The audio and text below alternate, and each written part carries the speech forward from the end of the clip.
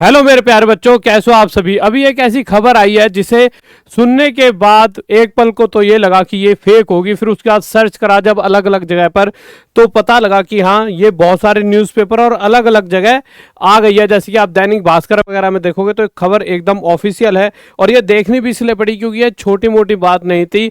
आप समझिए कि अगर मैं रेलवे के किसी एग्जाम की बात करूं और अब उसे अगर एसएससी कराएगा तो सोचने का तो मुद्दा है कि यार एसएससी कराएगा, ऐसा कैसे हो सकता है। फिर एक बच्चों ने नोटिस भेज रखे थे कि सर देखिए, नोटिस वोटिस मतलब जो कटिंग होती है न्यूज़पेपर वगैरह की, तो मुझे लगा कहीं यार ये नकली तो नहीं है। फिर सर्च करा गूगल वगैरह पर जाकर तो वो रियल में सही सही निकला, मतलब जो चीज़ थी वो बिल्कुल ठीक थी। अच्छा क्या बात है, पहले वो देख लेते हैं। तो मेरे प्यारे बच्चों, पहले पढ़ लेते हैं, पहले यहाँ पे पढ़ लेते हैं, फिर वो कटिंग है जो वो पढ़ा देंगे। दैनिक भास्कर पे यहाँ पे ये पढ़ा है। यहाँ पे आप नीचे जाओगे तो यहाँ पे साफ साफ लिखा है, मनोज कुमार झा बरौनी, आरपीएफ के बहाली के लिए अलग अलग फॉर्म भरने एवं परीक्षा देने की जरूरत नहीं होगी। यानी आरपीएफ एसआई या कांस्टेबल के लिए अलग अलग फॉर्म नहीं भरने होंगे, एक से ही काम चल जाएगा।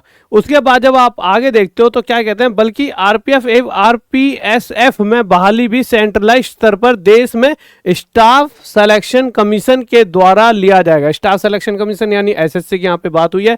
बरौनी के गढ़हरा में आयोजित आरपीएसएफ के, तो ये पूरी पूरी यहाँ पर चीज़ है। इसको मैं पूरा का पूरा न्यूज़पेपर में आपको यहाँ पे कटिंग में दिखा देता हूँ कि ये पूरी कहानी क्या है। तो इस तरह से हर जगह आज ये खबर छाई हुई है। ठीक है, अभी ये एक दो दिन पहले ही ये पूरी पूरी खबर आई है। इसमें बताया हुआ है कि मेरे आरपीएफ और आरपीएसएफ में बहाली अब एसएससी से होगी। आरपीएफ व आरपीएसएफ में बहाली के लिए अलग अलग फॉर्म भरने, परीक्षा देने की जरूरत नहीं होगी, बल्कि आरपीएफ एवं आरपीएसएफ में बहाली भी सेंट्रल स्तर पर देश में स्टाफ सिलेक्शन कमीशन के द्वारा होगी। बरौनी के गढ़हरा में आयोजित आरपीएसएफ के एक कार्यक्रम के बाद आरपीएफ महानिर्देशक मनोज यादव ने यह जानकारी दी। तो ये सारी जानकारी उन्होंने दी है, कोई एक प्रोग्राम रहा होगा वहाँ पर उन्होंने ये जानकारी दी। परंतु यहाँ पर सोचने वाली बड़ी बात यह है कि आरपीएफ का एग्ज़ाम अगर अब एसएससी कराएगा, जो कि अभी तक रेलवे करा रहा था, तो क्या और एग्जाम्स पर भी एसएससी का कब्जा होने वाला है। आप देखोगे कुछ सालों पहले, अगर आपका कोई बड़ा भाई होगा उससे पूछोगे तो आपको पता लगेगा कि दिल्ली पुलिस का एग्जाम स्टेट के लेवल पर होता था और कुछ दिनों बाद उसे भी एसएससी करवाने लग गया। एसएससी ने बहुत सारे ऐसे एग्जाम है जिन्हें वो नहीं कराता था पहले, अब कराने लग गया है। धीरे धीरे एसएससी हर जगह अपना कब्जा बना रहा है और वो बहुत सारे एग्जाम्स में, जैसे वो जीडी में उसने क्या करा, जीडी में इंग्लिश भी रखता है, हिंदी भी रखता है, और इस तरह से बहुत सारे एग्जाम में अलग अलग चीजें डाल रहा है। और जो उसका पैटर्न है, हर जितने भी एग्जाम आते हैं हर एक एग्जाम में उसका पैटर्न भी सेम चल रहा होता है। पैटर्न सेम का मतलब जैसे सेम टाइप ऑफ क्वेश्चंस पूछता है, चाहे आपकी जीएस हो, चाहे रीजनिंग हो, चाहे मैथ्स हो, और वही सेम टाइप आपका रेलवे के एग्जाम में भी दिखते ही हैं। बस एसएससी के एग्जाम्स में मैक्सिमम इंग्लिश भी आती है, बहुत कुछ एग्जाम्स में नहीं भी आती। ठीक है, तो इंग्लिश भी आती है। तो अब मेन मुद्दा यह है कि आप कोई रेलवे की तैयारी कर रहा है तो क्या आपको परेशान होने की जरूरत है।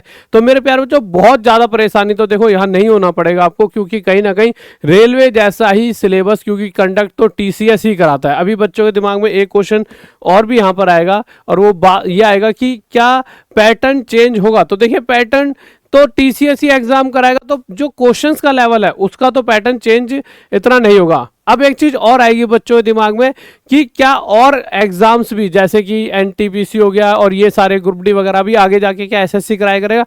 तो देखिए, इसका कुछ भी नहीं कह सकते। एसएससी धीरे धीरे बहुत हर जगह अपने पांव पसार रहा है, एक बड़ी मतलब ऑर्गेनाइजेशन के रूप में निकल कर आ रहा है, और शायद SSC time to time exam कराता है, इसीलिए एसएससी हर जगह अपना अपना कब्जा भी कर रहा है। पर ओवरऑल इन सब के ऊपर टीसीएस ही बैठा है, जो सबके एग्जाम कंडक्ट कराता है, आपके भी, रेलवे वालों के भी और इधर एसएससी वालों के भी। तो जो अगर मैं बात करता हूँ मैथ की, रीजनिंग की, जीएस की, तो ये तो सेम टू सेम क्वेश्चन आते हैं। एसएससी में कुछ इंग्लिश वगैरह ज़्यादा आ रही होती है। तो बस इतना वाला पार्ट यहाँ पे रहेगा कि मेरे भाई, हाँ, और पैटर्न चेंज में वो आगे देखना होगा। देखिए, ऐसा क्वेश्चन लेवल तो चेंज नहीं होगा, बट शायद इंग्लिश वगैरह ऐड करेंगे या नहीं करेंगे, ये एक सोचने वाला मुद्दा है, वो आगे आपको पता लगेगा। ठीक है, तो ये सारी चीज़ें। अगर अच्छा एक चीज़ और, ये चीज़ आपको ना यहाँ से भी क्लियर होती होगी थोड़ी सी। अगर आपको याद होगा, पहले जब कैलेंडर आया था तो उसके अंदर आप यहाँ पर देखोगे तो यहाँ पे लिखा हुआ है आरआरबी एग्जामिनेशन 2024-25 पहले आरपीएफ का यहाँ पे कोई जिक्र नहीं था, फिर बाद में यहाँ पे आरपीएफ का यहाँ पे जिक्र हुआ था,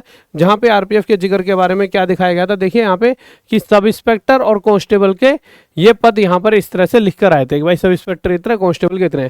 बट जो इस बार नया कैलेंडर आया जो कि ये वाला है, जो 2025 वाला है, इसमें कहीं भी आप आरपीएफ का जिक्र नहीं देख रहे होंगे। आप में से कहीं सभी बच्चों ने सोचा भी कि यार इस बार तो आरपीएफ के बारे में कहीं पर भी जिक्र नहीं है। तो रेलवे के कैलेंडर में इसीलिए शायद ये जिक्र नहीं हुआ होगा क्योंकि अब वो एग्जाम जो है वो शायद एसएससी ही, मतलब अगर न्यूज़पेपर में आ गया तो ऑफिशियल हो गया, एसएससी ही कंडक्ट कराएगा शायद, इसीलिए यहाँ पे नहीं दिख रहा था। पर एक इसमें अच्छी खबर भी छुपी हुई है, वो ये है कि अगर इस तरह की बातें हो रही हैं तो आरपीएफ की भर्ती भी जल्द आएंगे। वो देखना होगा कि आरपीएफ की भर्ती अलग तरीके से एसएससी निकालता है, एसएससी जीडी में इंक्लूड करके निकालता है, वो सारी चीज़ें देखनी होंगी। और हाँ, ये भी चीज़ है कि बहुत सारे बच्चे अगर जैसे रेलवे वगैरह की तैयारी करते हैं तो वो एक एक्स्ट्रा सब्जेक्ट इंग्लिश को भी पढ़ते हैं, चाहे आप हमारी टॉप तक ऐप से पढ़ें या जहाँ से भी आपको अच्छा लगता है। ऐसे टॉप तक ऐप पर इंडिया के सबसे बेस्ट टीचरों के कोर्सेज पढ़े स्पेशल। तो इंग्लिश पढ़नी क्यों है कि एक्स्ट्रा में धीरे धीरे करते रहो, कल को ऐसा होगा आज से 2-3-4 साल बाद धीरे धीरे आपके हर एग्जाम में थोड़ी बहुत इंग्लिश को घुसेड़ दिया जाएगा। क्योंकि आजकल चाहे कोई रेलवे में सफ़र कर रहा है तो हर तरह के लोग सफ़र कर रहे हैं। आजकल नया बच्चा इंग्लिश ज़्यादा बोलना पसंद कर रहा है, ठीक है, जबकि अच्छा है हिंदी बोलो, बट ये हमारे अब हो रहा है, हर जगह बोला जा रहा है। तो उसके हिसाब से भी वो भी चाहेंगे कि कल को कोई इंसान इंग्लिश बोले और कोई आरपीएफ में कांस्टेबल है उसे इंग्लिश समझ ही नहीं आ रही तो चीज़ें गड़बड़ा जाएंगी। तो इस तरह से चीज़ों में कहीं ना कहीं वो बदलाव करेंगे ही करेंगे, है ना। तो इसीलिए मेरे प्यारे बच्चों, आप बहुत सारे बैचेस में जुड़ सकते हो। हमारे सभी बैचेस हैं आपके हिसाब से बनाए गए हैं, आपके मतलब कि आपने अगर ये पढ़ लिए तो आपका सिलेक्शन कोई नहीं रोक सकता।